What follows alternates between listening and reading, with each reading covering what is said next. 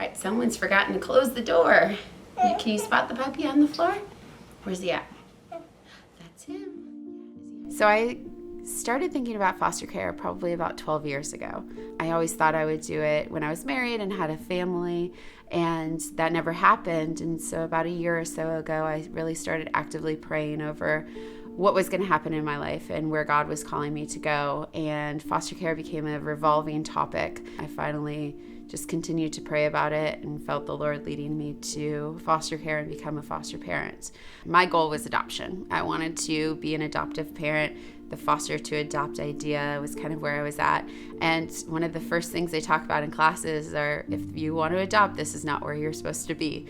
The goal of foster care is reunification, and they spend so much time talking about the importance of reunification, of keeping that or making that family whole again and walking through this process with the family. So you're not just loving on the child, but you're loving on the family as a whole. And so my desire to adopt really got put in the back burner.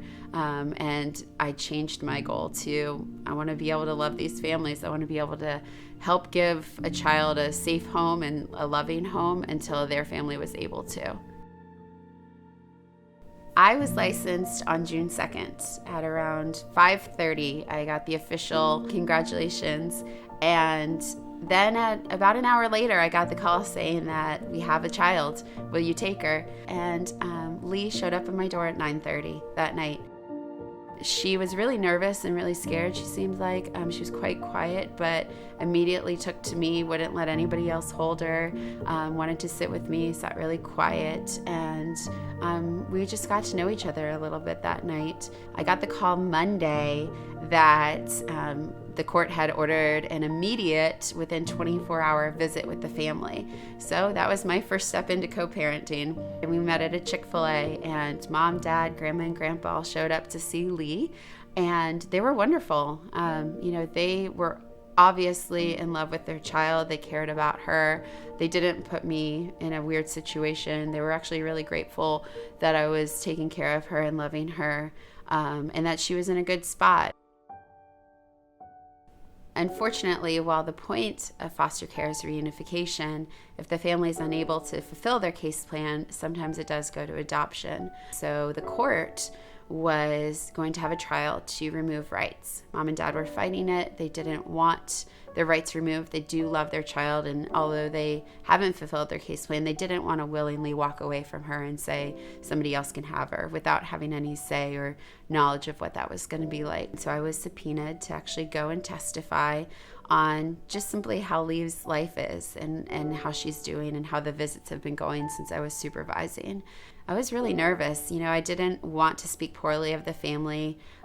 Everything that I saw was positive, but there's obviously a lot more outside of a 1-hour visit once a week that happens, and there's a lot more obstacles and a lot of other things that go into caring for a child. So going into court, I just went in thinking, I'm going to tell the truth. I'm going to talk about Lee, and I'm going to talk about her life, and I'm going to talk about the visits and be honest, but not with an agenda. The judge asked me a lot of questions, and one of them was to tell them what Lee's life was like and what her routine was like.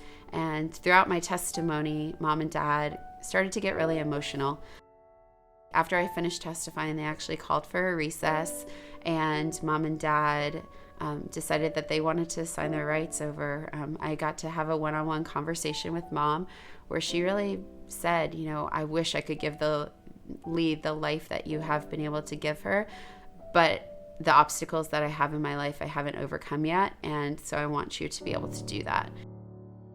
That's something that I don't know that would have happened if we hadn't had a previous relationship, if she hadn't seen me interact with her child and I hadn't been at those visits. I didn't go into this with the intention of adoption.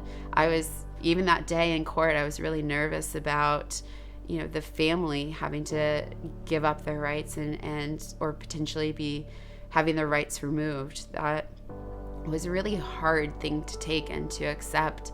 And so when mom decided to make that decision and give me her child, essentially, I said yes. If I can share one thing out of my entire story, it's that there needs to be more foster parents. There's such a need for it. I mean, I got licensed and within an hour I had a placement. I hear all the time what a special foster parent I am, simply because I see the person in the family. I see the family in the family, and I want to be able to walk with them and love them. I don't think I'm doing anything special. I'm a single woman. I don't have any other children. I work full time. So I've got plenty of obstacles and plenty of reasons to say no to this. But I feel like I'm called to this. I feel like this is what Christ calls us to do. We're called to love those that need it. Through my story, I hope you see that you could be a foster parent. Anybody could be a foster parent. If you can love a child, you can love a foster child. Well, I didn't go into it for adoption. That's what's going to be happening, and Lee should officially become my daughter sometime here in the next few months.